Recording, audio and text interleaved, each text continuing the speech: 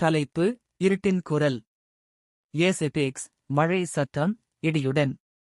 Narrator: குறைந்த குரலில் சோகஸ்மைலி. ஒரு நகரம். வெளியில் அமைதி. ஆனால் அந்த அமைதிக்குள் ஒரு குரல் ஒளிந்திருக்கிறது.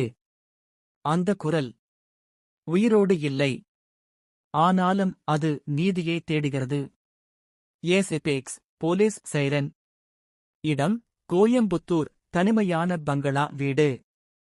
பாத்திரம்: ACP Arjun, C. Lakshmi, forensic அதிகாரி விஜய். மரணமடைந்தவர்: ரமேஷ், பிசினஸ்மேன்.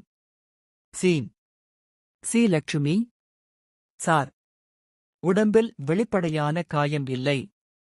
ஆனா முகத்தில் பயம் இருந்த மாதிரி இருக்கு. ஏசிபி அர்ஜுன்: பயம். மரணத்திற்கு முன் ஏதோ பார்த்திருக்கணும். SFX, camera click.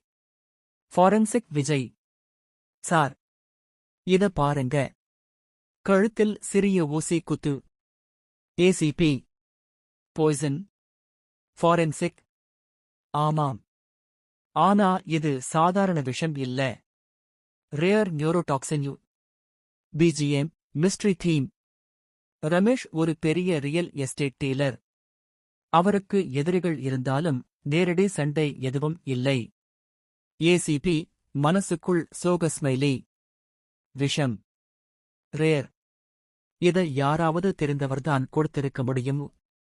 C. Lakshmi: sir, CCTV hard disk காணோம். ஏசிபி: அதான் பெரிய கிளு. பகுதி 3. மனைவியின் நடிப்பு. 45:00 1:05.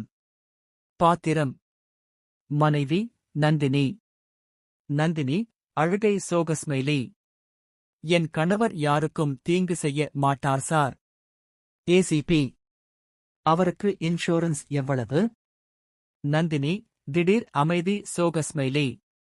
2 கோடி. Forensic report. Poison slow acting. 6 மணி நேரத்துக்கு முன் உடலில் சென்றிருக்க வேண்டும். ஏசிபி: அப்படின்னா கொலை வீட்டுல இல்லை. ஏசிபி அர்ஜுனுக்கு நினைவுக்கு வருகிறது. 5 வருடங்களுக்கு முன் ஒரு இளம்பெண் தற்கொலை செய்த கேஸ். அந்த பெண்ணின் பெயர் மீரா. ரமேஷ் அந்த கேஸில் சந்தேகப்பட்டவர். ஏசிபி கோபமாக சோகஸ்மைலி. மீரா கேஸை மூடி வைத்தது யார்? Mobile ring. அனானிமஸ் கால். மீரா தற்கொலை செய்யல. அவளை யாரோ தள்ளினாங்க. ஃபாரன்சிக் அதிகாரி விஜய். அவரே விஷம் பற்றி கண்டுபிடித்தவர். அவரும் அதே விஷத்தால் இறந்த நிலையில் கிடைக்கிறார்.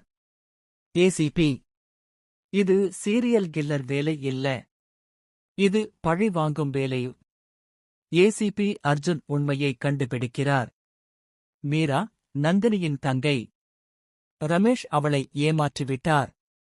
அவள் தற்கொலை இல்லை, மன அழுத்தத்தில் மரணம். நந்தினி 5 வருடம் காத்திருந்து பழி வாங்கினார். ரேர் பாய்சன் அவள் வேலை செய்த லேட் மூலம். ஏசிபி: நீங்க காத்திருந்தது நீதிக்காக இல்ல, பழிக்காக. நந்தினி: நீதியையும் பழியையும் பிரிக்க முடியுமா சார்? ஏசிபி அர்ஜுன் வீட்டில் ஒரு கடிதம். மீராவை தள்ளியது ரமேஷ் இல்ல, அது நான். அர்ஜுன்.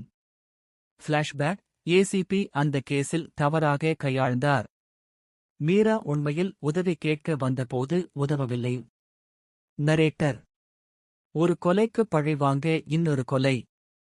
ஆனால் உண்மையான குற்றவாளி நம்முள் ஒளிந்திருக்கும் அலட்சியம்.